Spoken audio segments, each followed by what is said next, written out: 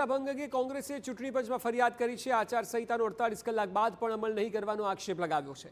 જીએસઆરટીસીની 8500 બસ પર મુખ્યપ્રધાન અને વડાપ્રધાનના ફોટો હજી પણ છે। રાષ્ટ્રીય અને સહકારી બેંકોમાં પણ વડાપ્રધાનના ફોટો છે।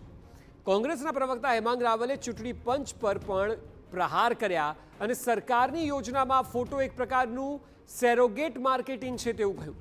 પોળ હોય કે સોસાયટીના બોર્ડ હોય, તમામ પર કોર્પોરેટરના નામનો હજી પણ ઉલ્લેખ છે। જ્યાં ચૂંટણી ઘોષિત થઈ ગઈ છે, કોંગ્રેસના કાર્યકરોએ ચૂંટણી પંચને આ અંગે રજૂઆત કરી છે।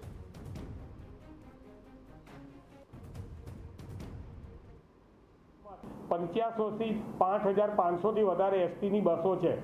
એ મોટા ભાગની બસોમાં અત્યારે મુખ્યમંત્રીશ્રીના, વડાપ્રધાનશ્રીના, અલગ અલગ મંત્રીશ્રીઓના ફોટોગ્રાફવાળા અત્યારે વિનાઇલ સ્ટીકરો લાગેલા છે અને સતત 2 દિવસથી અમારા કાર્યકર્તાઓએ ફરિયાદો પણ કરેલી છે, પણ હજી પણ એસટી બસમાં એના જે ફોટોગ્રાફ્સ છે એ લગાવેલા છે। અને જો તમે નહીં કરો તો સ્વયંભૂ અમે આચારસંહિતાનું પાલન કરાવવા માટે અમારા કાર્યકર્તાઓ કટિબદ્ધ છે। આ તરફ ગુજરાત ભાજપે